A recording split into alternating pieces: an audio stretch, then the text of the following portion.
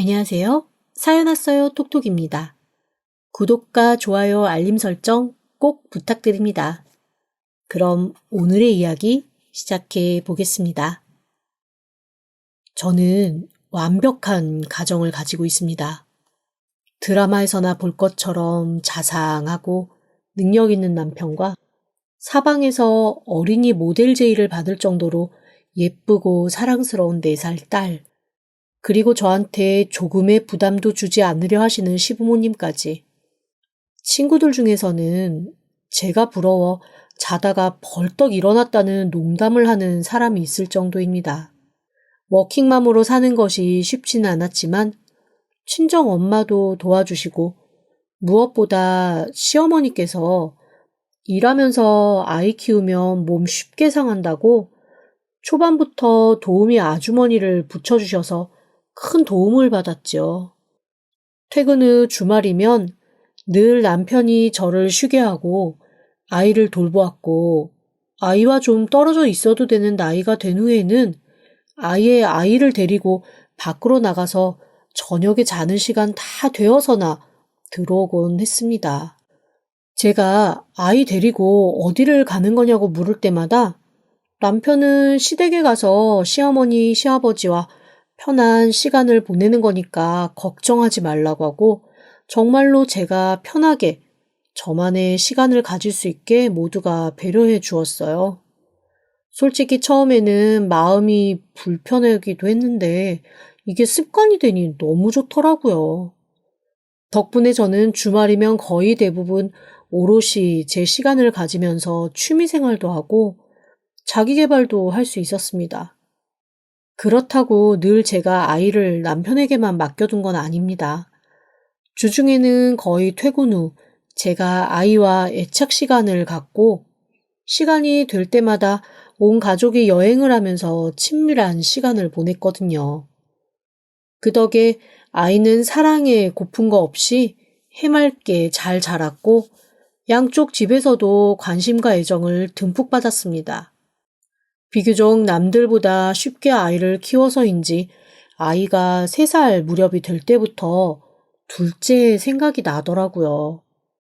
회사도 비교적 육아휴직에 너그러운 곳이었고 주변 직원 동료들도 텀이 길면 더 힘드니 어서 둘째 낳으라고 종용하기도 했고요. 그래서 남편에게 둘째를 낳자는 얘기를 시작했습니다. 사실 당연히 남편도 둘째에 대해 긍정적일 줄 알았죠. 아이를 너무 예뻐하기도 하고 가정적인 남자니까요. 그런데 의외로 둘째 얘기가 나오자 남편이 뜨뜻미지근한 반응을 보이기 시작했습니다. 부부관계도 슬슬 피하고 아이와 가정에 집중하던 사람이 회사 일 핑계, 컨디션 핑계 등으로 조금씩 집에 있는 시간을 줄이기 시작했습니다. 그동안 철저하게 제 편이라고 생각했던 시부모님도 역시 팔은 안으로 굽는 건지 남편의 태도가 변했을 때쯤부터 저한테 조금 대면대면한 모습을 보이시더라고요. 그런데 그런 변화에 제가 아무 말도 할 수 없었던 건 그동안 남편과 시댁에서 뭐 하나 불편하게 한 거 없이 저를 편하게 해줬던지라 제가 하는 모든 말에 대해 억울하면 안 될 것 같은 마음 때문이었습니다. 예를 들면 이런 거였죠. 제가 아무리 일주일 내내 잠을 재우고 대화를 해도 주말에 몸부딪혀 놀아주는 건 아빠다 보니 아이가 아빠를 몹시 따르고 좋아하거든요. 한 번은 제가 아이에게 동생 갖고 싶지 않냐고 아빠한테 동생 갖고 싶다고 해보라고 농담 반 진담 반으로 얘기를 던진 적이 있습니다. 그랬더니 갑자기 아이가 막 울면서 엄마가 말하라고 아빠한테 왜 그런 얘기 하냐고 아빠 힘들다고 저한테 소리를 지르는 거 있죠. 정말 너무 황당하고 어이가 없었습니다. 아이를 어르고 달래면서 엄마 농담이었다고 왜 그렇게 우냐고 무슨 일 있었냐고 물었지만 아이는 입을 꼭 다물더라고요. 그래서 남편한테 따져 물었죠. 혹시 애한테 무슨 얘기한 거 있어? 내가 애한테 무슨 얘기를 해? 고작 4살 된 아이한테. 그러니까 내 말이 고작 4살 된 아이라면 동생 같자는 말에 싫다 좋다 정도 반응을 보이는 게 정상 아니야? 저렇게 아빠 힘들게 하지 말라고 소리를 지르고 울 정도면 당신이 뭐라고 말한 게 아니고? 너 진짜 이상하다. 내가 내 자식한테 상처낼 얘기를 할 사람으로 보여? 첫째한테도 제대로 신경 못 쓰면서 둘째 신경 쓰는 네가 정상인 것 같긴 하냐? 너 솔직히 요즘 들어 애가 너한테 곁을 안 준다, 거리감 둔다 투덜거리는데 1년에 52주, 4년이면 그냥 대충 해도 200번의 주말이 있었어. 너 그 200번 주말 동안 너 애랑 같이 보낸 게 몇 번이나 돼? 아무리 많이 쳐줘도 30번도 안 되지 않냐? 그동안 난 애하고 정말 오만 걸 다 했어. 우리 부모님도 그렇고. 그런데 너 그거 행복했잖아. 고맙다고 하고. 이제 와서 불평하는 건 아니지. 너 좋을 때만 좋고 시간 지나니까 억울하고 아쉬워? 서운하지만 할 말이 없더라고요. 맞는 말이지만 억울하고 그렇다고 반박할 말은 없고 조상들이 왜 유구무원이라는 표현을 만들어낸 건지 뼈저리게 느껴졌습니다. 하루아침에 모든 것이 엉망이 된 느낌이었습니다. 대체 어디서부터 어디가 잘못된 건지 생각에 생각을 거듭하던 날이 며칠 흐르던 어느 날 갑자기 아랫배가 살살 아파오더라고요. 안 그래도 날짜가 지나도 뭔가 소식이 없어서 스트레스 때문에 늦어지나 했는데 아픈 느낌이나 몸 상태가 아무래도 불안하고 이상했습니다. 부랴부랴 병원으로 달려갔습니다. 그리고 병원에서 저는 뜻밖의 얘기를 들어야 했어요. 유산이라고 하더라고요. 제가 너무나 어리벙벙해서 아니 임신의 징후가 전혀 없었다. 그런데 어떻게 이게 유산일 수 있냐라고 했더니 의사 선생님이 뭐 이것저것 말씀을 하시는데 어쨌거나 아이가 아이 집에 제대로 자리 잡지 못해서 쓸려 나온 것 같다고 유산은 맞다고 하셨습니다. 임신의 기간이 길건 짧건 간에 어쨌건 유산이라는 건 아이를 낳는 것과 다르지 않다며 저한테 며칠 병원에서 안정을 취하는 게 좋겠다고 하시더라고요. 솔직히 말하면 그동안 이것저것 스트레스 받았던 것과 제가 마음고생 나름대로 했던 것들이 겹쳐져서 이 모든 사달이 난 게 아닌가 싶은 생각이 들고 그러면 안 되지만 원망이 남편에게 향하기 시작했습니다. 남편 얼굴을 썩 보고 싶지도 않고 핑곗김에 그냥 며칠 병원에 있는 게 낫겠다 싶은 생각이 들더라고요. 뒤늦게 소식을 듣고 달려온 남편은 몹시 당황한 얼굴로 제 앞에서 안절부절 못했습니다. 그런데 그 모습이 왜 그렇게 꼴보기 싫은지 모르겠더라고요. 애시당초 둘째 낳자는 얘기에 흔쾌히 동의만 했어도 제가 뱃속에 있던 아이를 이렇게 흘려보내고 잃는 일 없이 낳아서 키웠을 텐데 다 저 인간이 처음부터 어깃장 놓고 비협조적으로 나온 것 때문에 이 사달이 났다라는 생각이 계속해서 드는 거예요. 사실 냉정하게 생각하면 남편의 탓은 아니죠.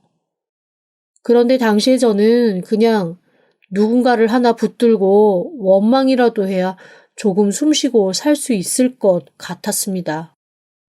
미친 듯 간절하게 둘째를 원한 건 아니었지만 그래도 제 뱃속에 품었던 아이를 잃는다는 것은 엄청난 충격이고 슬픔이었거든요.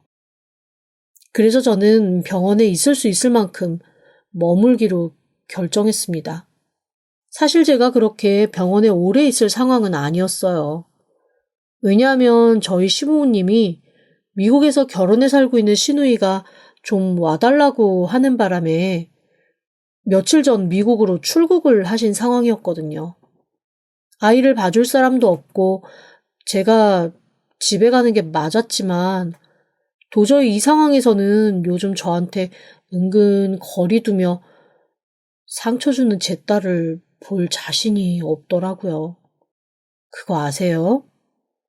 아무리 어린 자식이지만 내가 나약해져 있을 때는 그 자식한테도 상처를 받더라고요. 아이에게 좋은 모습, 좋은 말 나갈 것 같지 않아서 그냥 당분간은 아이도 안 보는 게 제 스스로한테도 낫겠다라는 생각이 들었습니다. 그리고 정말 고맙게도 저희 옆집 여자가 주중에 아이 아빠가 회사를 가 있는 동안에는 아이를 봐주겠다고 먼저 얘기를 하더라고요. 이 옆집 여자 사실 몹시 특이한 사람입니다. 저랑 나이 차이는 얼마 안 나는데 혼자 살면서 집에서 재택근무하는 것처럼 출퇴근도 하지 않아요. 그런데 몹시 싹싹하고 엄청 활발합니다. 낯가리는 것도 없이 사교성도 좋아서 동네에서는 이 여자 모르면 간첩이라는 얘기가 들려올 정도죠. 그런데 모두가 좋아하는 이 여자가 저는 묘하게 조금 불편하곤 했거든요. 뭔가 선을 넘는 듯한 느낌이 가끔 들었다고나 할까요? 예를 들면 이런 겁니다. 제가 한 번은 딸이랑 놀이터에서 놀고 들어오면서 아이한테 아이스크림을 사준 적이 있었어요. 사실 자주 사주는 건 아닙니다.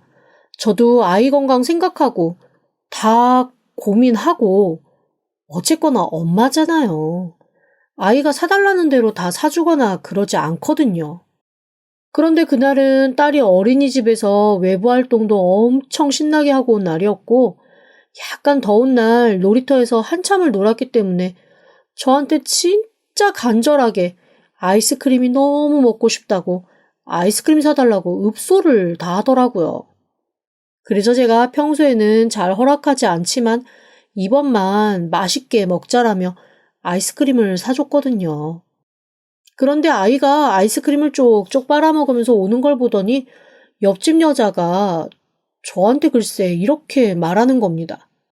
어머, 저 나이 때는 호르몬 교란이나 이런 것들 다 신경 써야 돼서 아이스크림 함부로 안 먹이던데.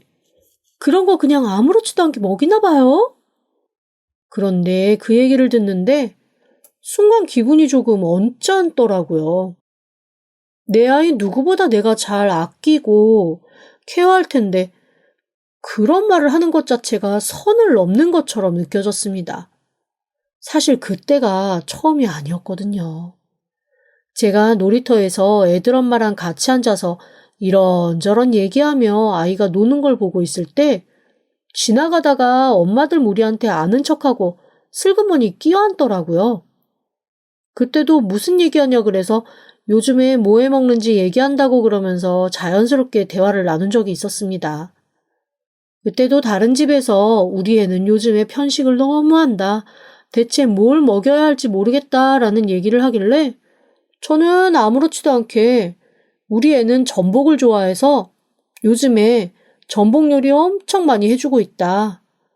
전복이 꽤 실하게 잘 나오니까 한번 전복으로 전복죽도 해주고 버터구이도 해줘봐라 라는 얘기를 했거든요.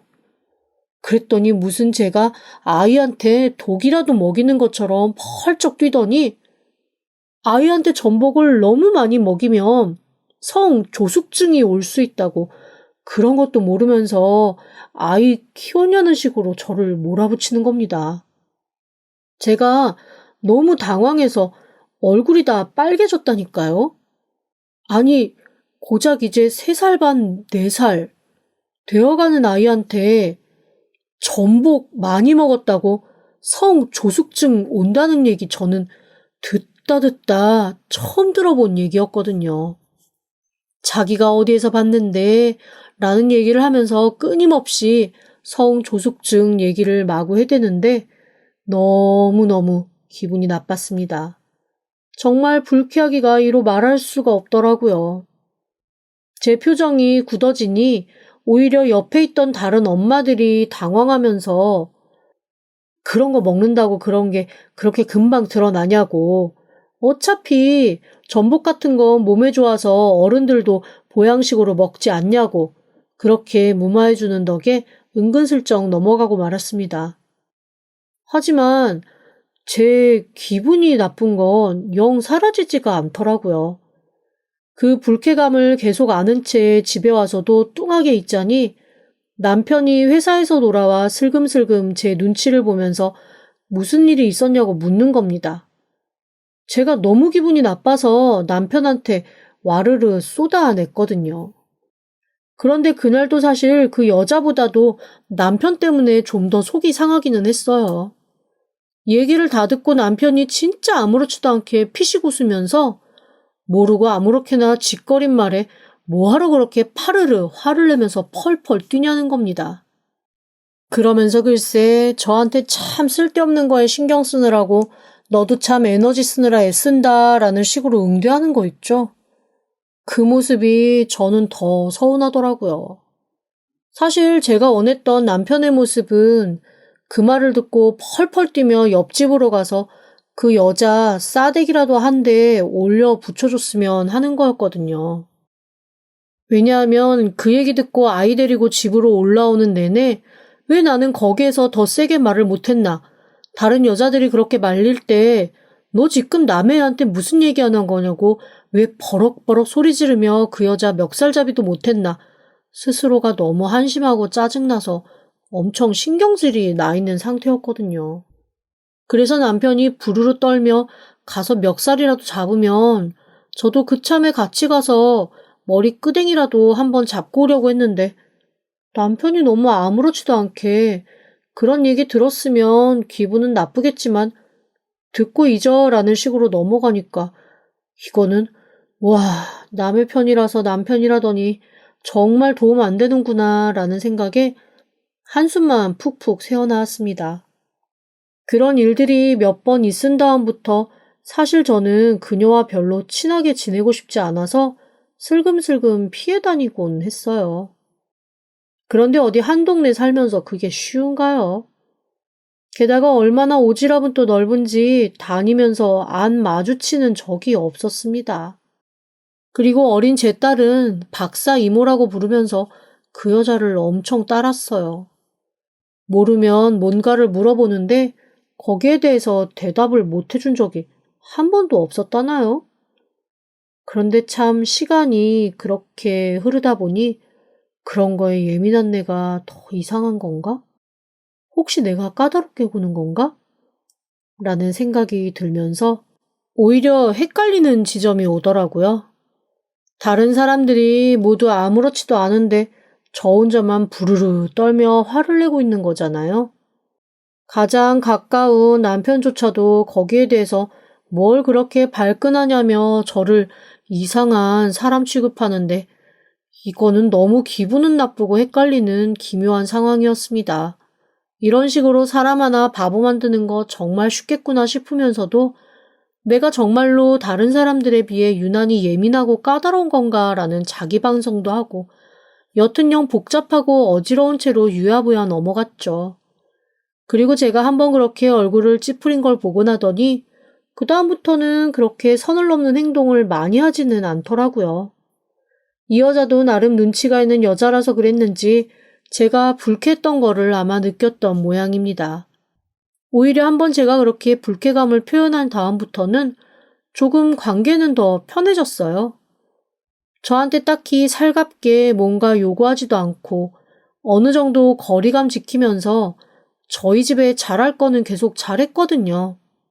물론 제가 그 여자 덕을 크게 보는 건 아니었지만 정말 가끔 저도 남편도 아이를 케어하기 힘든 상황이 갑자기 생겼을 때 늘 그 여자가 집에 있어서 아이를 봐주고 있기 때문에 저로서도 기분 나쁜 티 오랫동안 내는 거 하지 않고 좋은 게 좋은 거다 하고 넘어가는 게 훨씬 이득인 상황이었습니다. 그리고 이번처럼 남편도 영 도움 안 될 것처럼 구는 때가 오면 이 여자가 나름 힘이 돼주곤 했어요. 아이도 워낙 잘 보고 잘 따르니 제가 크게 걱정하지 않고 안심하고 맡길 수 있는 대상이긴 했거든요. 그렇게 아이를 옆집 여자에게 맡겨놓고 저는 정말 충분히 병원에서 푹 쉬다가 퇴원을 했습니다. 그런데 그날부터 더 제 주변 상황은 이상하게 돌아가기 시작했어요.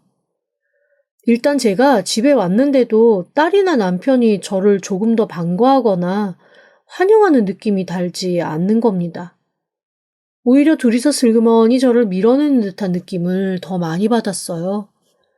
고작 일주일 입원해 있었지만 마치 1년 정도 집안 식구들과 떨어져 있었던 것 같은 느낌이랄까요?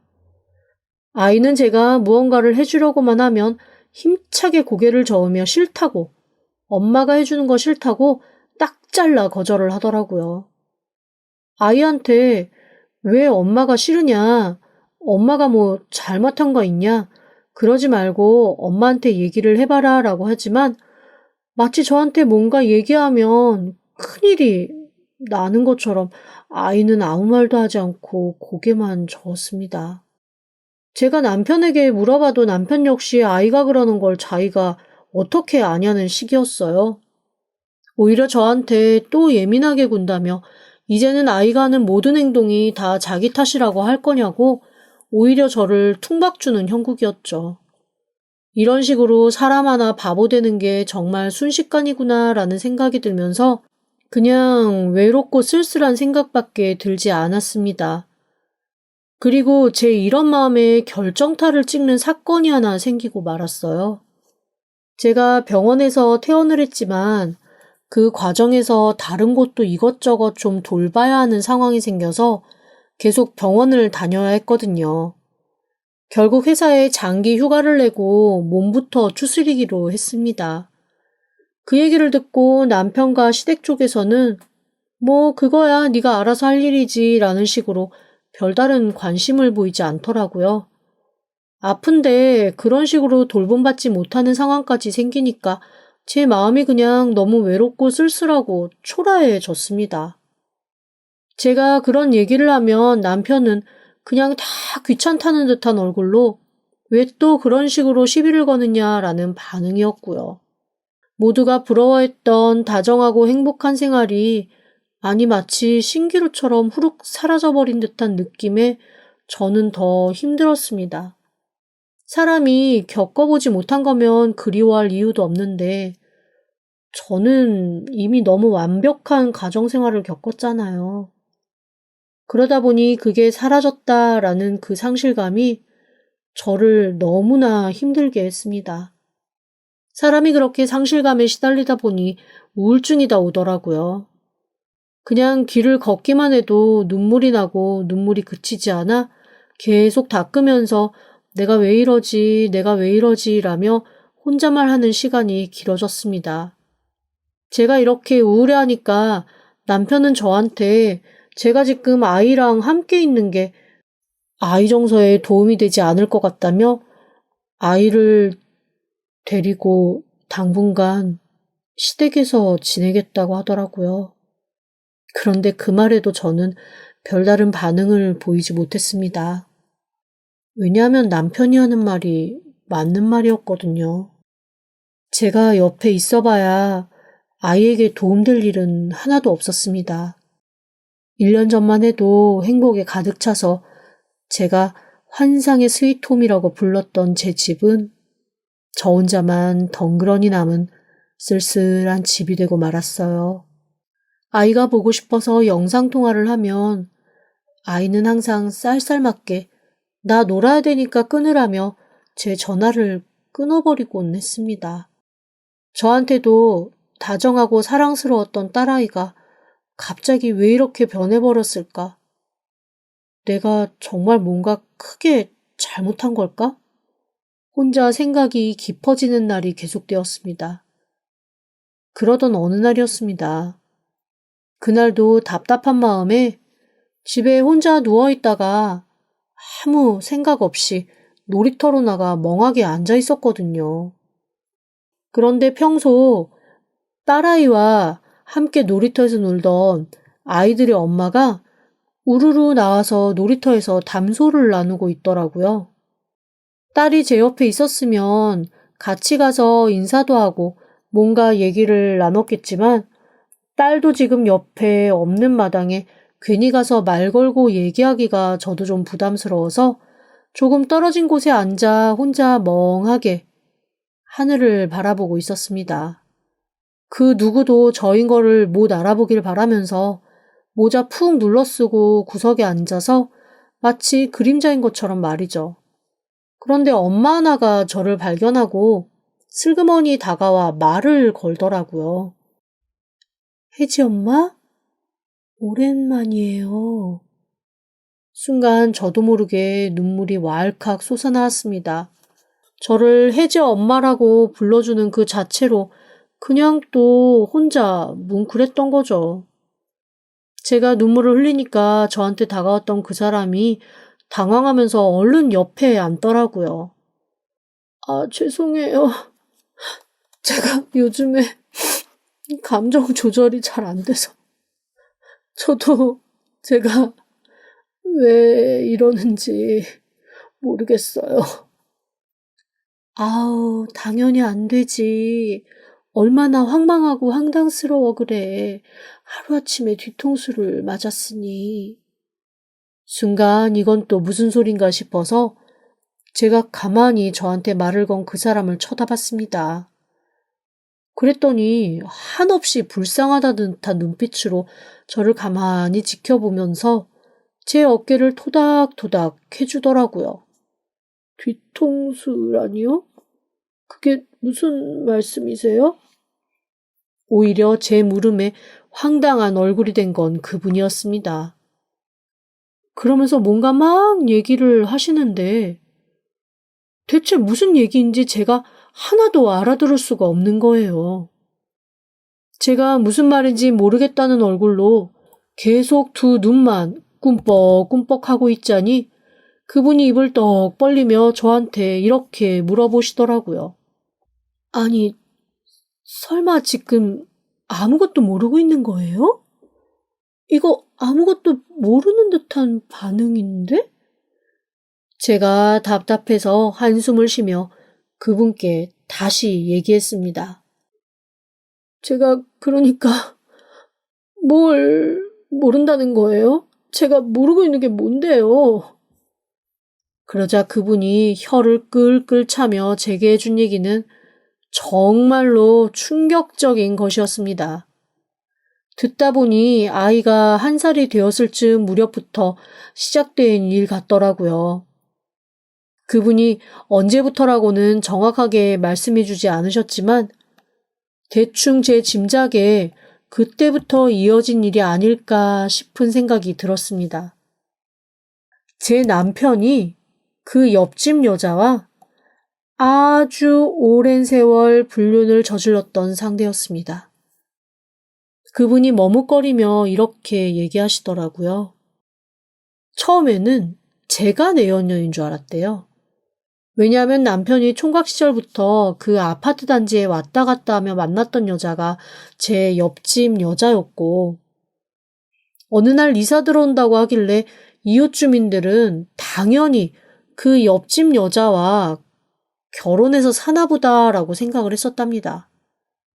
그런데 제 남편의 파트너로 제가 나타났고 그 옆집 여자는 한동안 두문불출 밖으로 나오지 않았었대요.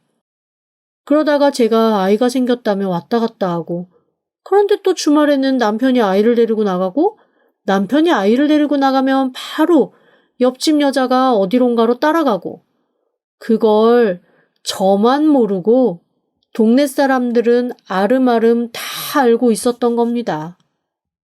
자기네들끼리 이런저런 추리도 하고 생각들도 많았던 모양이더라고요. 제가 사실은 아내가 아이라 아이 키우는 유모다 라는 소문도 있었고 아이가 저한테 엄마라고 하는 걸 보곤 제가 아이를 낳은 건 맞는데 옆에 본처가 따로 있고 저는 첩이다 라는 얘기도 있었던 겁니다.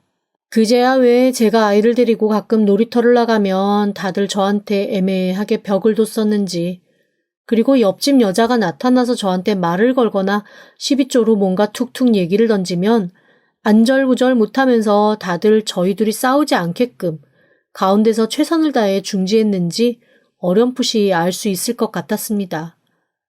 어쨌거나 그 사람들은 아이들끼리 노는 마당에 큰 소리가 나거나 이상한 사건에 휘말리고 싶지 않았던 거였죠. 그래서 제가 너무 황당해서 저 이 사람이랑 결혼한 거 맞고 옆에 누가 있는지는 정말 몰랐다며 제 결백을 주장했습니다. 그랬더니 그분이 그러시더라고요. 아우, 우리도 알지. 우리도 시간이 지나고 나니까, 아, 이거 그 여자가 오히려 들러붙은 여자구나라는 거 알겠더라고. 그런데 뭐 워낙 동네 어르신한테도 잘하고, 여기저기 안 쑤시고 다니는 데 없고, 그래서 우리도 괜히 건드려봐야 좋을 거 없겠다 싶어서 가만히 있었던 거야.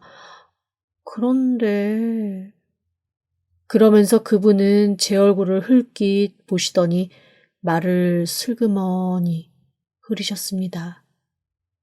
그런데 뭐요? 어떤 일 때문에 그러시는데요?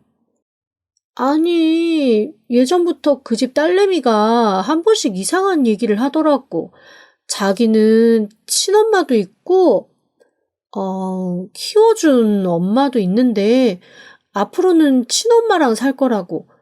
우리 딸이 한번 듣고는 혜지는 엄마가 둘이라는데 되게 좋겠다 그러는 거야.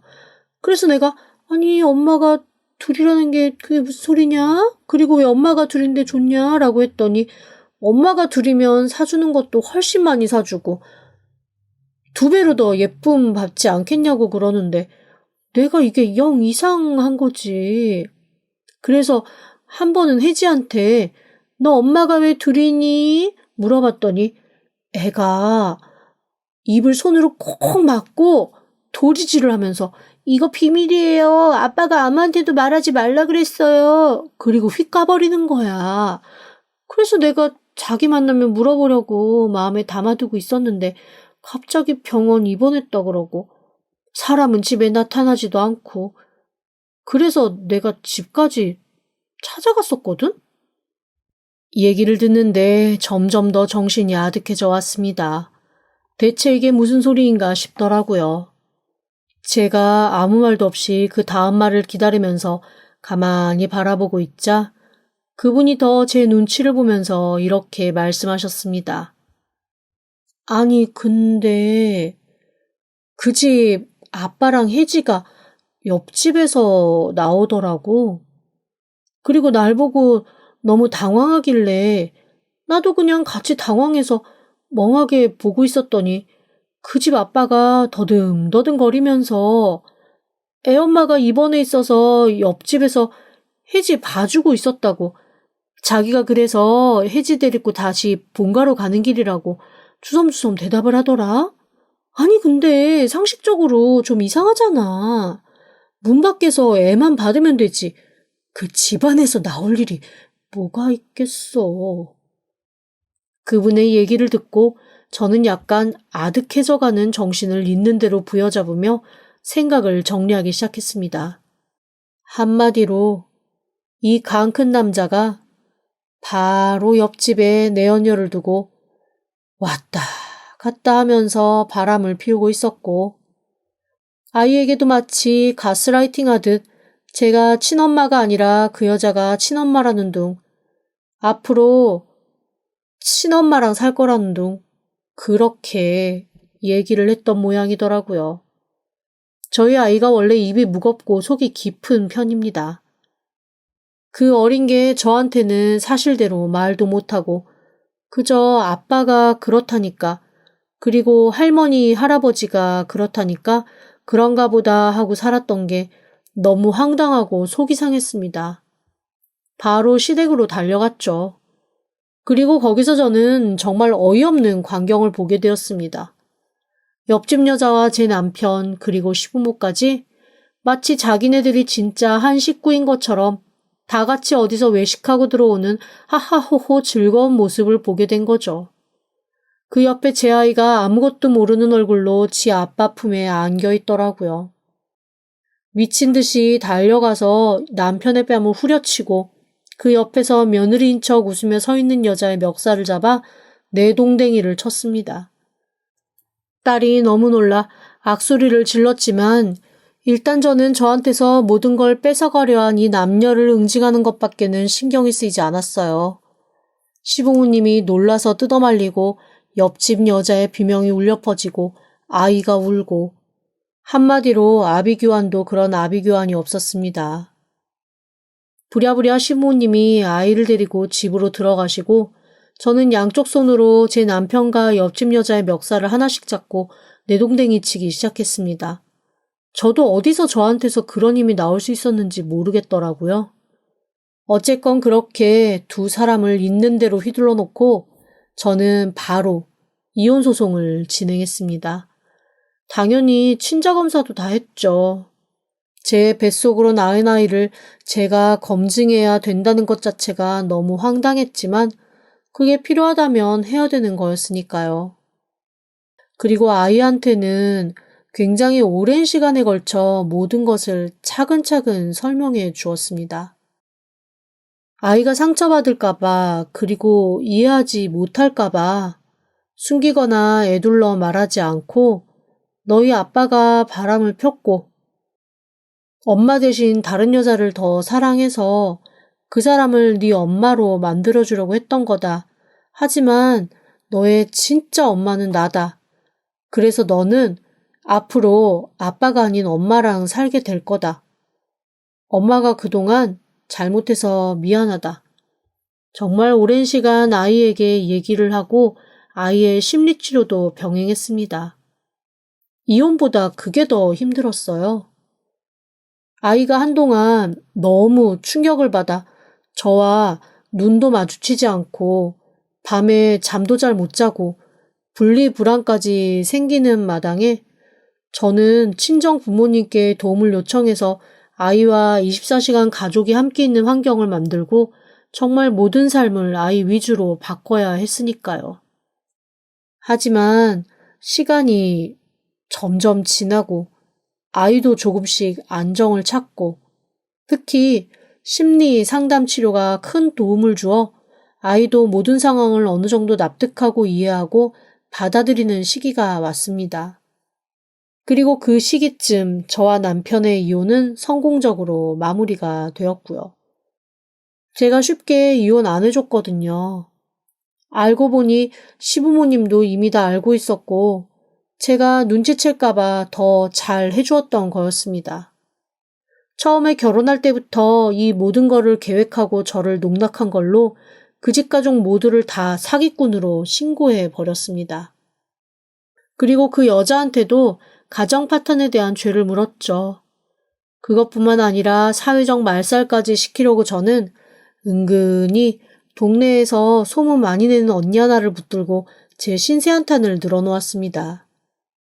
평소 싹싹한 줄 알았던 그녀가 사실은 속에 구렁이 500마리쯤 숨겨놓은 가정 파괴범이라는 걸 안 사람들이 모두 혀를 내두르며 동네에서 곱지 않은 눈으로 그녀를 보는 바람에 그 여자는 얼마 지나지 않아 그 동네를 떠나야 했죠. 하지만 한국이 얼마나 좁은 사회인가요? 한 달이 건너면 다 알게 되잖아요. 그녀가 이사간 동네에 마침 제 사정을 잘 아는 사람의 지인이 살고 있어서 소문이 또 순식간에 나버렸죠. 나중에 들은 얘기긴 하지만 그 동네 여자들이 다들 남편 감시 체계로 돌리고 배척해서 그 여자가 그 동네에서도 적응 못하고 얼마 지나지 않아 또 이사를 나갔다고 하더라고요. 그러거나 말거나 저는 선처 없는 재판을 진행했습니다. 그리고 내년쯤 아이와 함께 사람 많지 않은 전원 생활을 시작할 예정이에요. 아이에겐 제가 필요하고 저한테는 아이가 필요하고 그냥 둘이서 서로만 있으면 되는 그런 곳으로 가서 한번 오붓하게 살아보려고요. 순식간에 무너진 생활이지만 그래도 이렇게 아이와 나란히 한 곳을 바라보며 걸어갈 수 있는 기회가 주어졌다는 걸 감사하려고 합니다. 그냥 이제는 아주 소소한 것, 모든 것에 감사하기만 하려고요. 저 이제 아이만을 위해서 살 거거든요. 지금까지 들어주셔서 감사합니다. 구독과 좋아요, 알림 설정은 사연 왔어요 톡톡에게 큰 힘이 됩니다. 지금 바로 구독 부탁드립니다. 그럼 다음 사연으로 또 찾아오겠습니다. 감사합니다.